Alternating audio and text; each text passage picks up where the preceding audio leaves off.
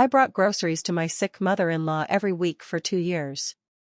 One day, I came to drop them off and found the door chained.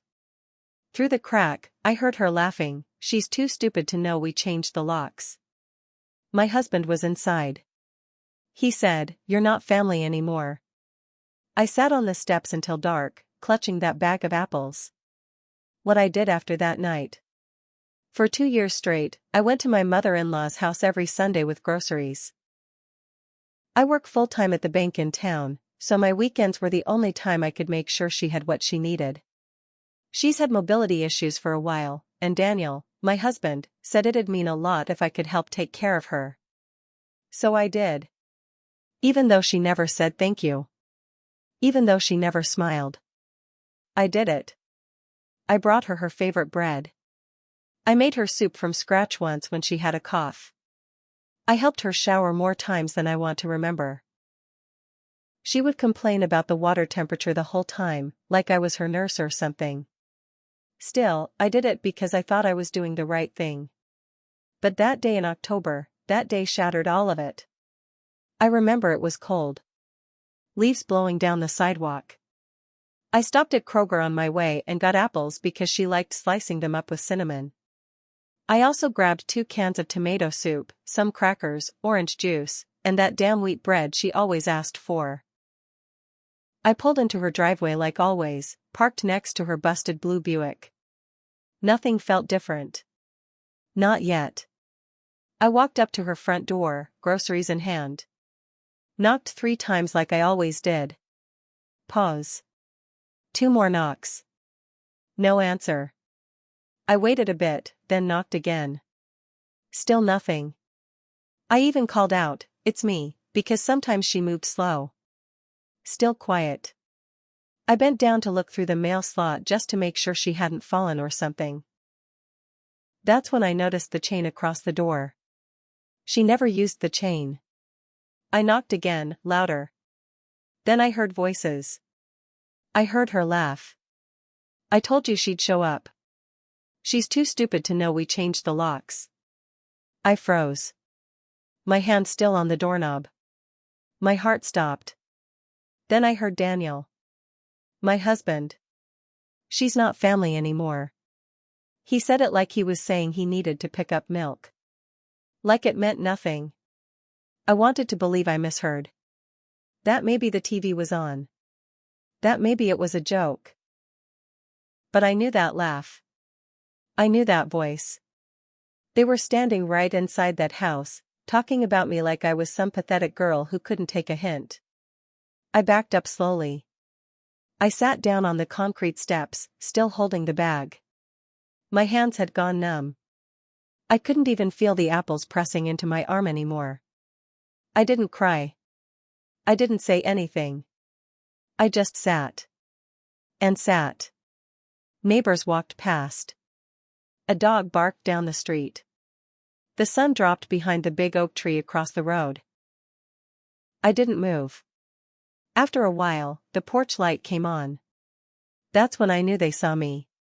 They knew I was still there, and they didn't care. Eventually, I got up. My legs ached.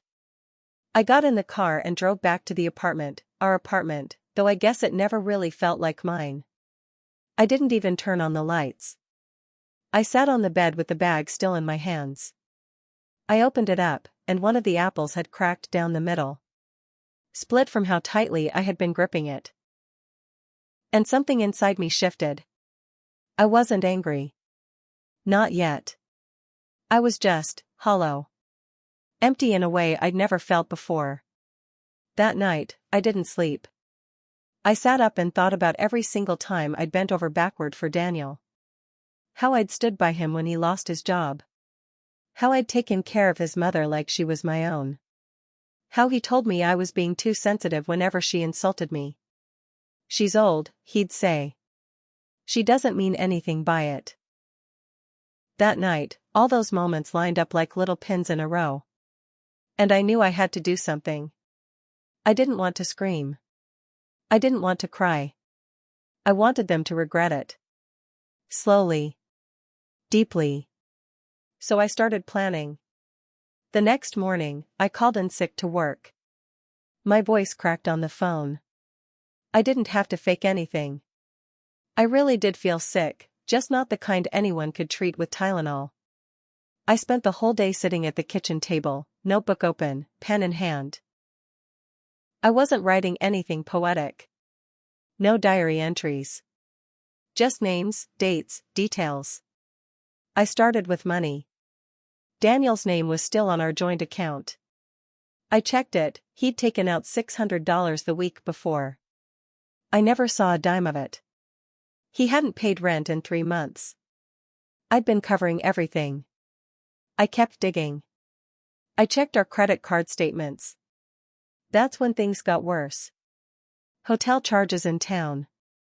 Dinners for 2 at restaurants I'd never been to. One was on the night I had to take his mom to the ER. I called the hotel, pretending I was confirming a reservation. Gave them the date, and the guy at the front desk confirmed it was under Daniel's name, with a guest listed as E. Marsh. I didn't know who the hell E. Marsh was, but I was going to find out. And I did. She was a waitress at the bar down on Main Street. About 10 years younger than me. I remembered Daniel joking one night that the girls there flirted too much. Now I knew why he said it with that smirk. I felt stupid all over again. By Friday, I had a full plan. I transferred every last dollar out of our joint account into my own private one. The rent was already paid for the month, thanks to me. The lease was in my name. The utilities too. Then I did something I didn't think I'd ever do. I went to see a divorce lawyer. Her name was Penny. She was in her 60s, sharp as hell, didn't sugarcoat anything. After I told her what had happened, she looked me straight in the eye and said, "You're not crazy." He is.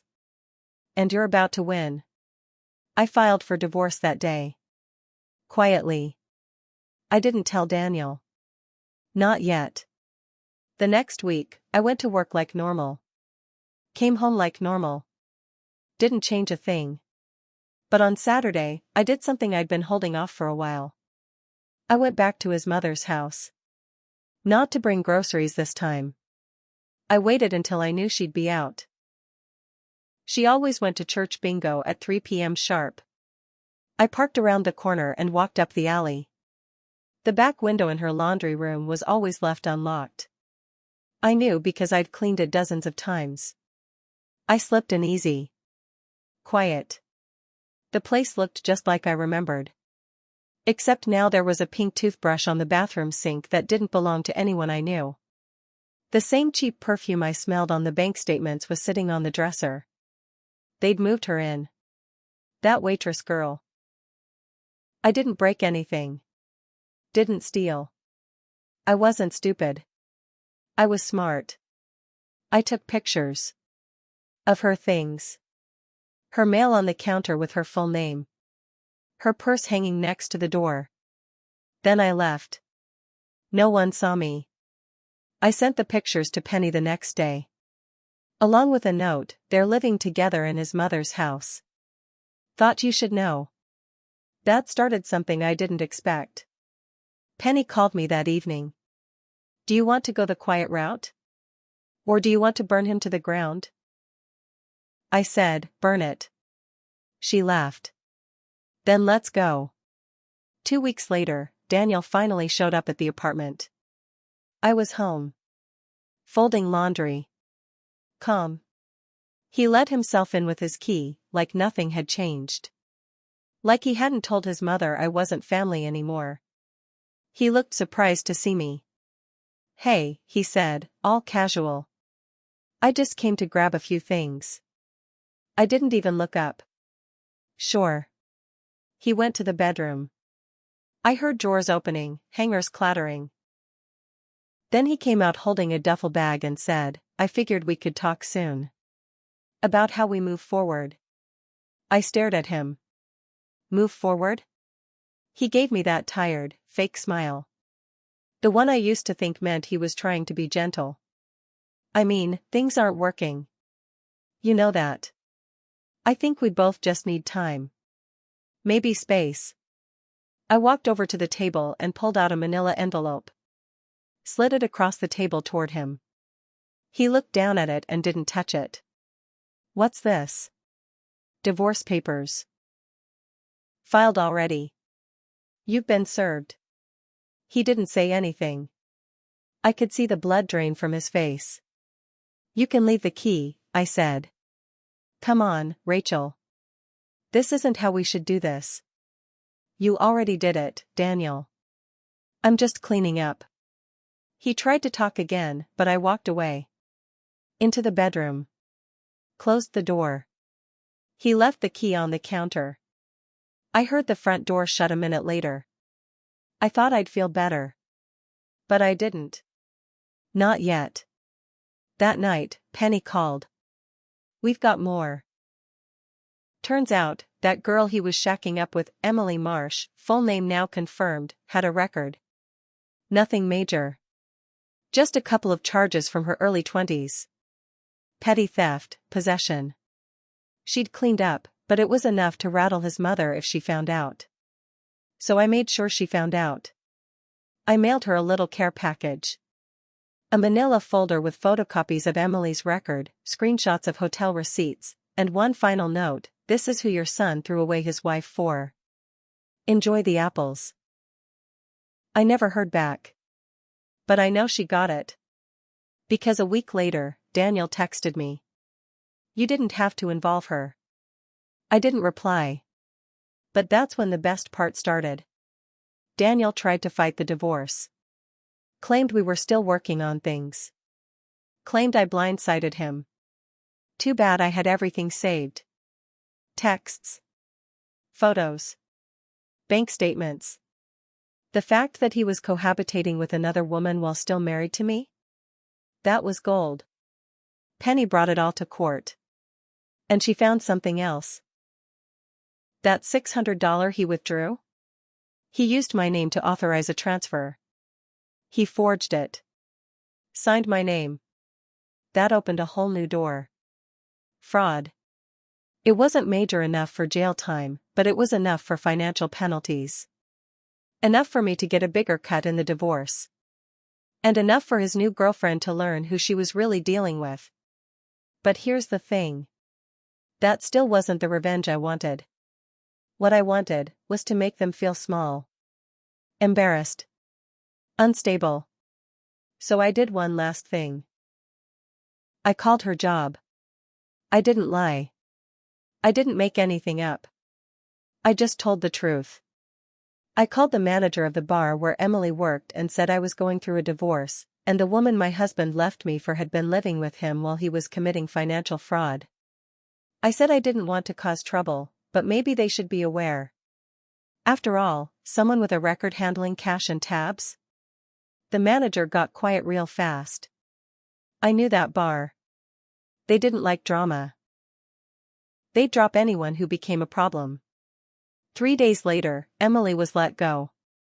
That's when the messages started. First from Daniel. Long ones. Then short ones. Then angry ones. You ruined her life. You always overreact. You could have just moved on. Then the real kicker: you were never easy to love. That one hit harder than I thought it would. I sat with that message for a full hour. My hands shaking. My jaw clenched. Not from pain. From fury.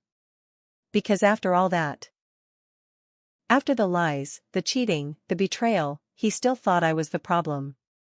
So I sent him one message back. You never loved anyone but yourself. And now you get to spend the rest of your life with the only person who can stand you. Blocked. I didn't hear from him again. But I heard from Penny. The court ruled in my favor.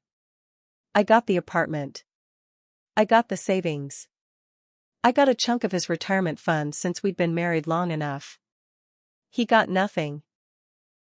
He had to move back in with his mother, who now hated the woman he brought into her house and blamed him for dragging her into young people's mess. Emily left a month later. Packed up and moved back to her sister's in Illinois, according to Facebook. Daniel?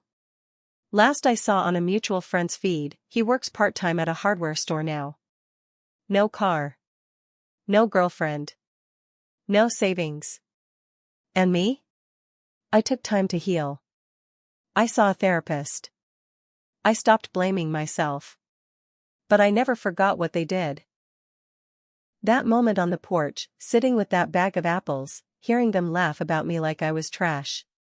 I'll never forget it. Because that moment turned me into someone stronger. Someone who doesn't look away when people show their true selves. Someone who doesn't beg to be loved. I still pass that house sometimes on my way to work. It's got a for sale sign on the lawn now. I guess even Daniel's mom couldn't stomach staying there anymore. I smile every time I see it. Because I remember the woman I used to be, quiet, scared, willing to serve people who never saw her worth. And I remember the woman I became. I left the apples on her porch the week I filed for divorce. With a note that said, rotten inside, just like you. She never said another word to me. But that was the point. She didn't need to. I already won.